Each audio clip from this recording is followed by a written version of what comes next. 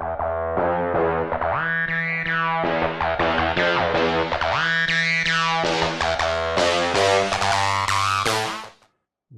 back to the MVP show. I'm your host, Ron G. With me, as always, my co-host, Diego P. We've got a special guest with us here on the show today, guys.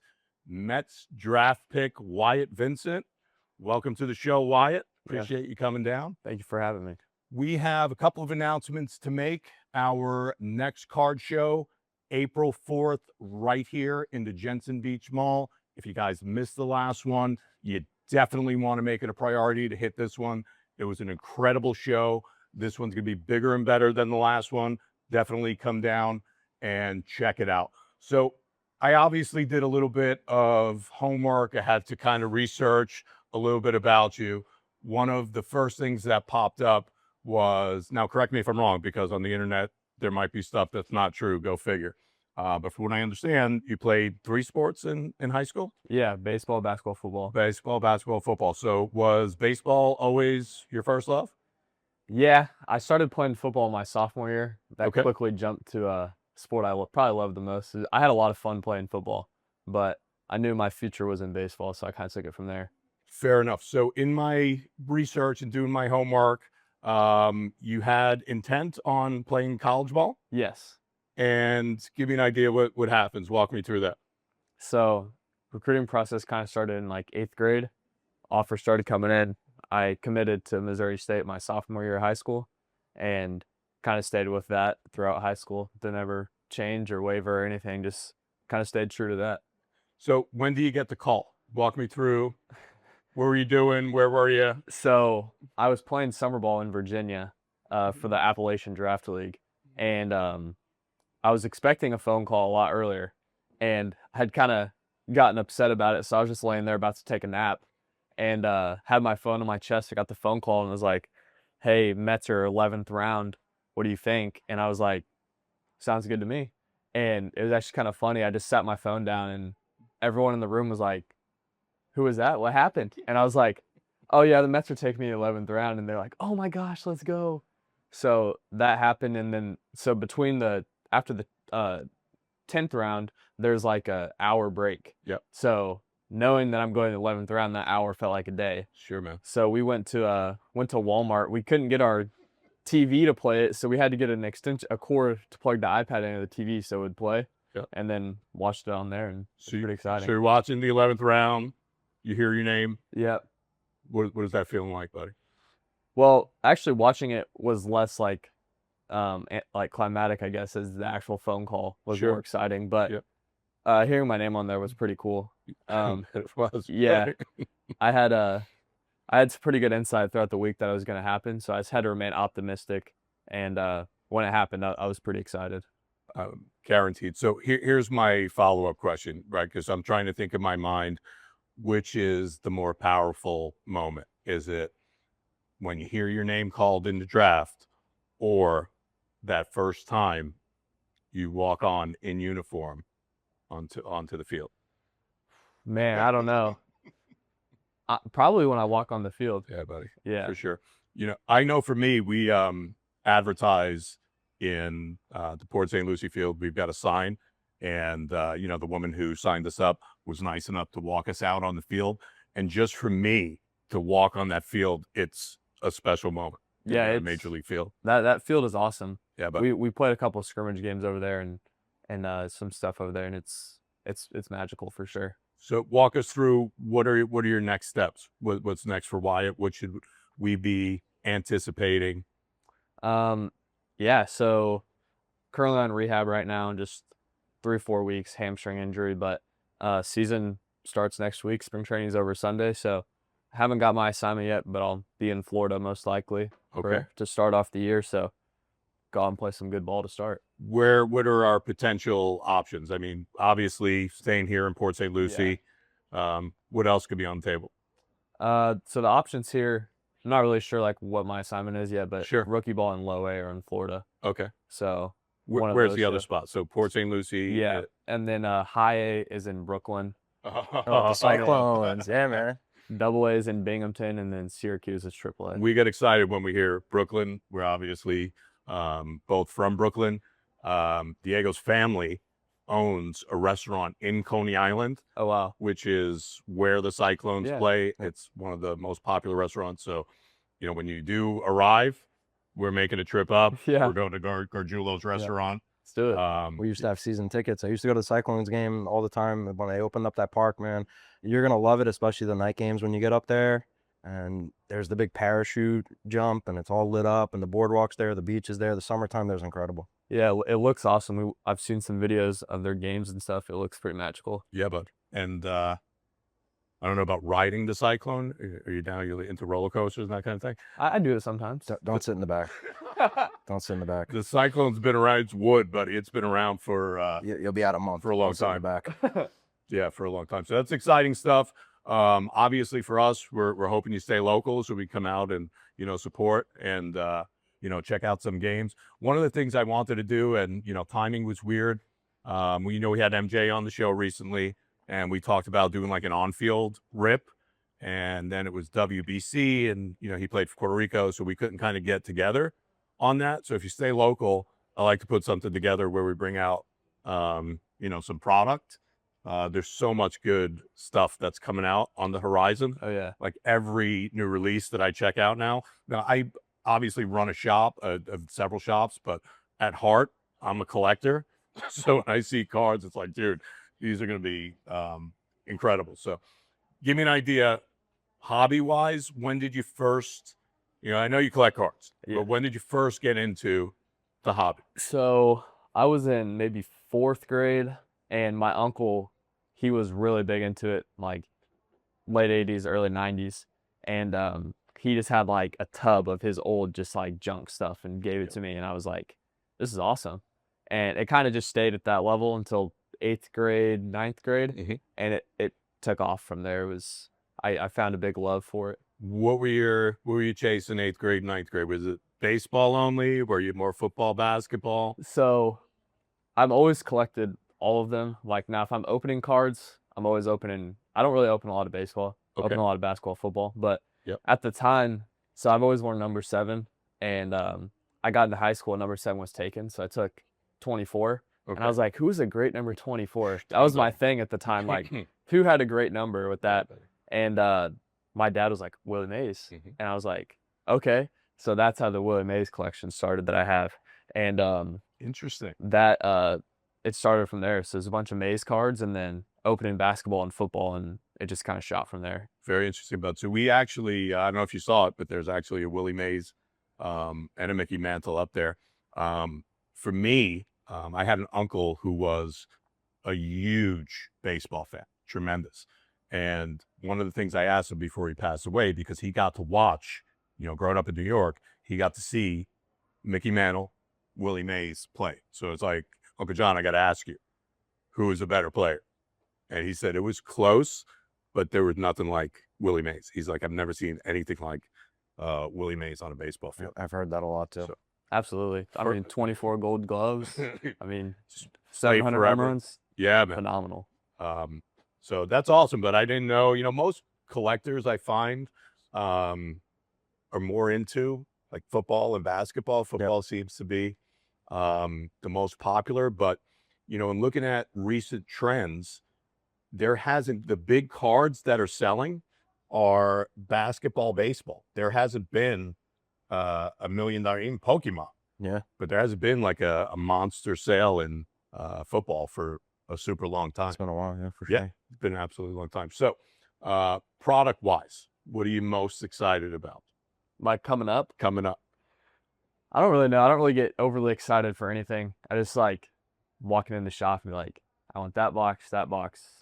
So Let's more do go it. with the flow, nothing you're anticipating. Nah, I just kind of like breaking whatever. I was really excited when Finest Basketball came out. Yeah, I like Finest Finest Basketball a lot. Yeah. So the big new basketball drop, check it out, and it's Bowman basketball. Okay. So that hasn't been dropped in I don't know how many years. But looking at some of the inserts and the rookies, it's just going to be fire, good. buddy. Yeah, it's going to fly off the shelf. Definitely. So, one of the other things I was thinking about, I know a few times you've been in the shop. This is the first time you and I have got to actually meet each other. I'm usually home, and I'm seeing you in is it Orange? What is that little bit? Orange Kids. Orange Kids, Yeah. right? You guys are sitting in the MVP section here, ripping packs, and it's like, dang, this guy comes in, and I always miss him. So yeah, I definitely appreciate you coming down and hanging out with us. I know you told me, so give me an idea. What was the most recent product that you ripped? So me and MJ did a break session maybe 5 days ago. Yep. And we broke a lot of stuff, like Prism Black Football. We ripped Bowman 2024, 2020 Bowman Chrome, and then we did Bowman's Best 2024. Okay. So we did the one with the 2 boxes in it. I forget what it's called. Like has the 2 boxes in the one. The 4 two mini autos. boxes. So that's Yeah. Probably 23 Chrome. That's Yeah. Bowman Chrome's got the mini boxes, right? And then we did Bowman's Best, just like a normal box of Bowman's Best. But we were there for a good hour breaking Yeah. boxes. It's a lot of fun. It's a funny thing. Whenever MJ comes up in conversation, it always ends up in some kind of rip party. Yes. Like even me personally, whenever the guy comes in the store, I end up ripping boxes of wax. You just can't help it. Yeah. So any big hits? No, it was Nothing. It was wasn't rough. It wasn't great. No, not the best, but it's part of the game. What would you say your cornerstones of your PC are? So it's funny. Me and my dad have that conversation all the time. Like, comes down to it, you need the money. What are the 5 cards you're keeping? And it's always like kind of up in the air. I actually sold one of them. I had way too good of an offer to keep it. Sure. It was Roberto Clemente 101 cut auto. Ooh. With the game used jersey piece. Wow. PSA 10. Wow. That was pretty monster card. But yeah, it's a big car for sure, buddy. yeah, so my Maze collection is like the Maze collection. So every single Maze card from 51 Bowman up to when he retired in my collection. Nice. It's ridiculous. So the Maze, I always say like 51 Bowman I'm keeping, and No matter what. It's never leaving. And everyone would say the 52 tops, but I like the 54 Bowman too. Okay. That's one of my other favorite cards. My dad got that for me for Christmas one year. So Willie's your PC. Yeah, All yeah. right, so I keep that in mind. I want to make sure, we give you something for coming on the show. So in my travels, at card shows, etc., I'm going to keep an eye out for cool and different Willie cards for you. Yeah, we're trying to get every card in a PSA 7 higher, Noted. which is probably a quarter of the way done. Sweet. So those 2, and then I have a Satchel Paige bat knob in a cow. PSA 9. We're getting some big cards, buddy. That's another one. And then I got a I don't remember. Those are probably like the 4 that I like always go to, is like end of the day I'm keeping. So the 5th spot's always up in the air. That's my next segue question. What's on the horizon for you? Do you have a couple cards that you've been eyeing? Oh, like to buy? Yeah, like when you're browsing eBay or you're on Fanatics Collect, and what are you looking at for the future? Kinda. So we're actually working on putting the 86 Fleer set together and PSA 8s and higher. 86 Fleer basketball 8s and higher. So I mean, already have the Jordan out of the way. That's a big one. I had 2 8s at one point, which was cool. But that's kind of like what the focus is right now. And then like at PSA, I have like 350 cards off getting graded. So just kind of waiting on all those to get back. That set, believe it or not, is loaded. So you got the Jordan, obviously, Karl Malone, Larry Bird, Barkley, my favorite basketball player growing up, Patrick Ewing. Yeah. Who goes under the radar. His cards are up there. So that's cool, man. That's cool. I appreciate. So you're going for the full set. So there's really no, hey, random stuff. I just want to stick in the collection. Yeah. That's definitely a nice set to have. You can do the stickers as well. Yeah, so stickers are all done. Oh, stickers are done. Yeah, stickers are done. Nice. So we actually bought 2 sets together. So they were both ungraded, except for like, I think each of them had the stars graded. And one of them was a higher grade, one of them was a lower grade. So we graded some of them that would like be good, and then whichever ones weren't, we just filled out a set and sold it raw. And so some of those are still off getting graded.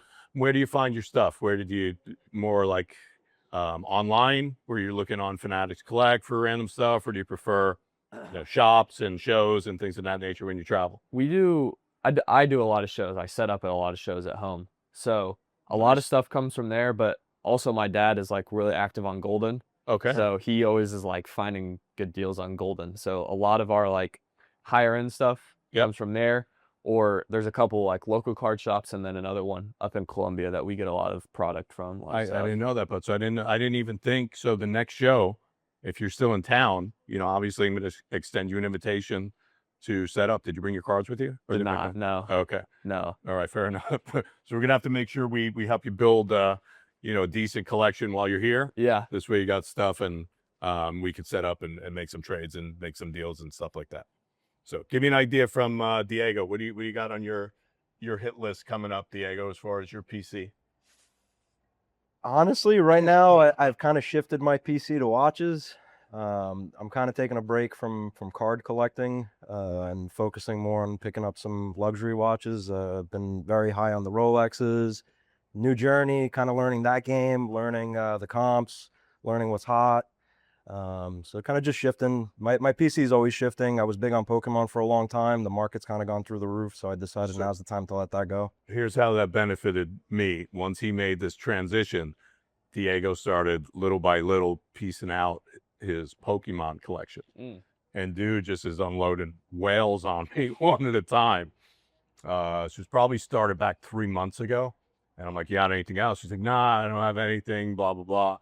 And then slowly but surely, 2 weeks goes by and magically 10 whales pop up. There He's you like, go. what do you think of these? And then it's like, yeah, that's it. There's a few whales coming after the show. So we got a few in the back. So allegedly, right? Allegedly, so you just dropped like another 12 cards on me last week that we loaded up in the showcase, and he was like, "No, that's it." And then I've got these 3 Umbreons. So allegedly, there's 3 Ultra Columbia. Do you mess with TCG at all, or just sports?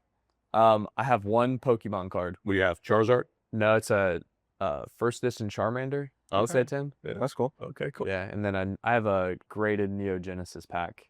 Okay. I have one of those too. PSA 8 or 9, I think. So. Now, is that something you hang on to as part of the PC, or is that kind of open for negotiation? And I had like 5 Pokemon cards. Yep. And I sold them at my last show, and I was like, I'm just gonna keep these. Yeah, these are cool. So let me ask you this: for me, I know I have a hit list of probably 4 or 5 cards that I wish I would have never sold. Like they're monsters now. Do you have one that you let go and wish you would have probably hung on to? Not really. It's like I don't ever like look at it like that for me. We always have this saying like, think of how many cool cards we've got to hold, like got to see throughout the journey. And that's kind of what it is for me. Like I don't ever regret selling anything. It's like sometimes I just sell it like I've had it for 2 years. I've had my time with it. Like somebody else can have it now. That's a great So outlook. that's kind of how it's kind of how I function on like stuff like that. That's awesome. But there was one card I almost sold that I ended up keeping, which was very, very good for me. So it's a Bonds Tiffany. Okay. Signed from his collection. Oh. In a PSA 10. Wow. That's monster. How did you acquire that? Huh? How did you acquire that? My dad bought it from a local card shop, and I don't think he knew it was from Bond's collection at the time. And now we go back and give him crap about it because it has the little sticker on the back that says Barry Bonds Certified Collection. That's awesome, buddy. And it's really cool. That's definitely hard to come by, pal. Definitely. So moving forward, I want to talk a little bit more, about your baseball career. I'm excited personally. Obviously, either way, whether you stay here in Port St. Lucie or go to Brooklyn, Diego and I are definitely coming out to support. Since you've evolved in your career, give me an idea of like what the biggest changes you've seen, level of play, what the most challenging part of your journey's been.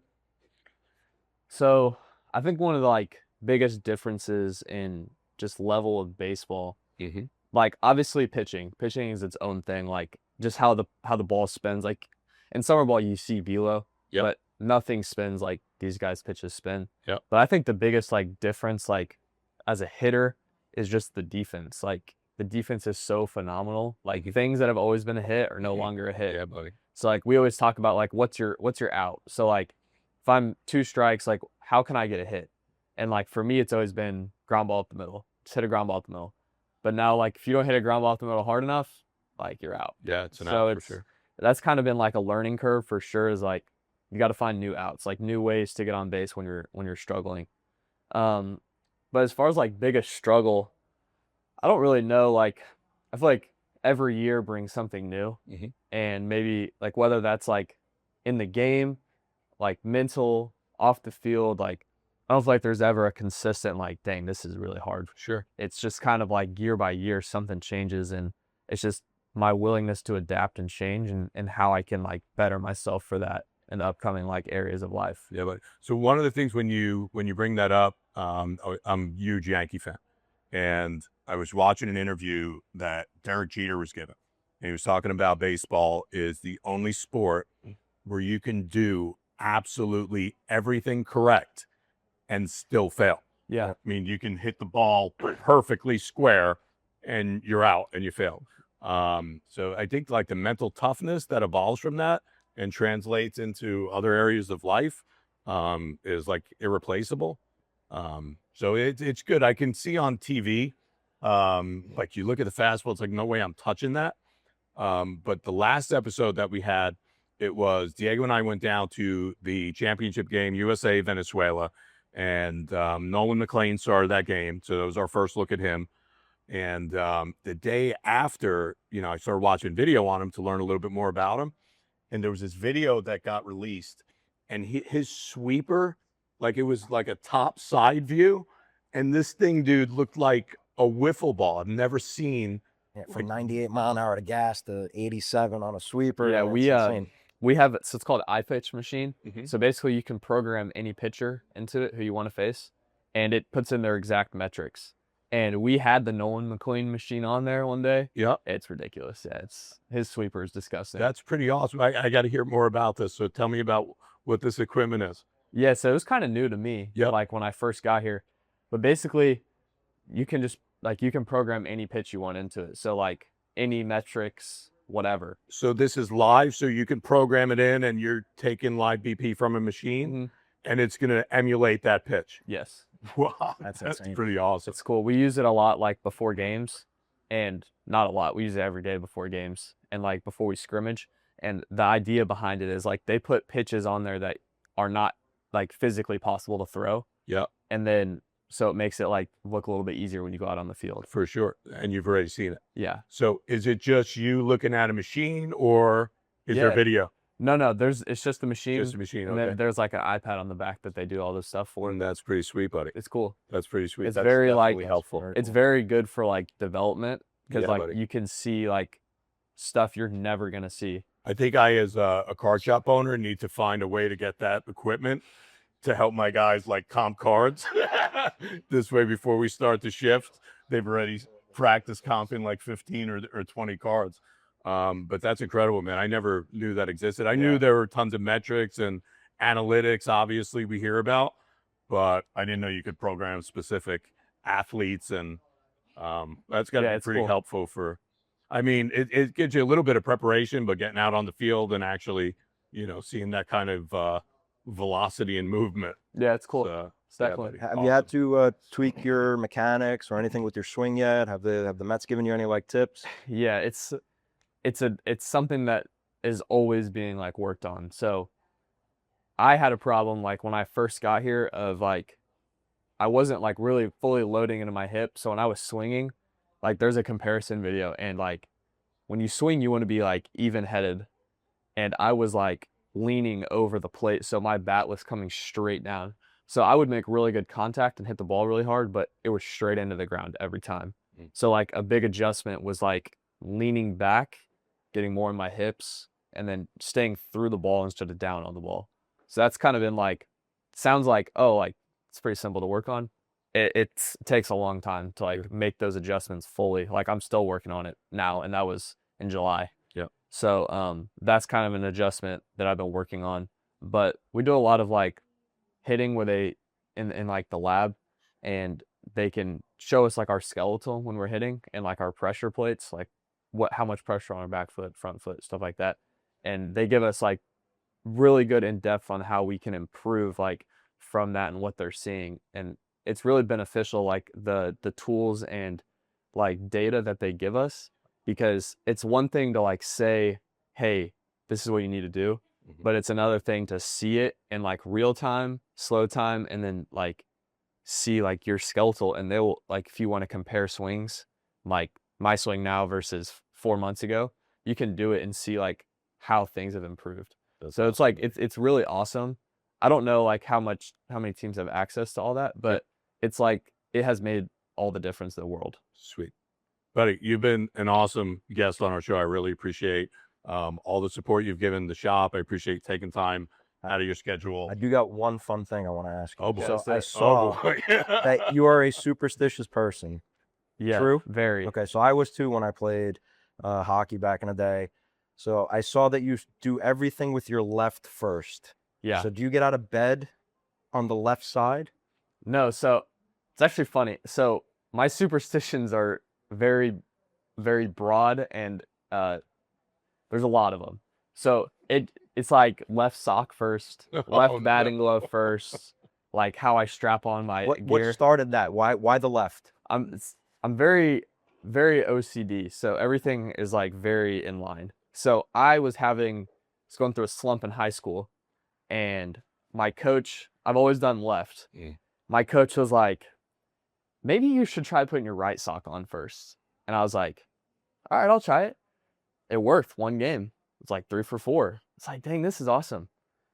So I was like, all right, next day I'm doing right sock. Put the right sock on, and never in my life has this happened. Routine fly ball to center. I'm camped right over my head. Never again put the right sock on first. Yeah, right sock's done forever, buddy, after that. Left sock on every time. I got to give my boy a shout out, man. He's doing his homework. Good job. That's a good question. Yeah. Yeah. So definitely excited about coming out to watch you. So keep us posted on what happens next. Diego and I will definitely be in your corner. Well, you might have to tell us to be quiet a little bit and settle down in the stands, but that's a story for another day. If you're able to come and check out our show, we'd love to have you. Yeah. April 4th.